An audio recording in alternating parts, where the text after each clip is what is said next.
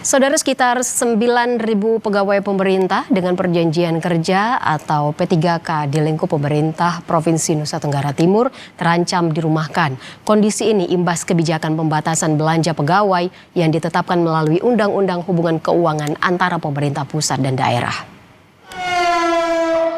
Menurut Gubernur NTT, Melki Lakalena, aturan ini membatasi belanja pegawai, yaitu 30% dari total belanja APBD.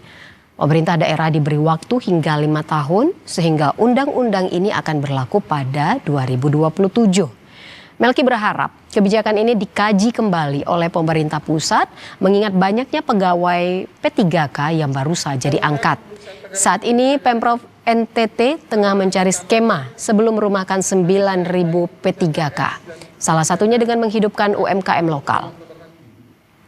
Kita bertambah dalam segi sumber daya manusia dan juga tentu bertambah. Selamat pagi buat kita semua.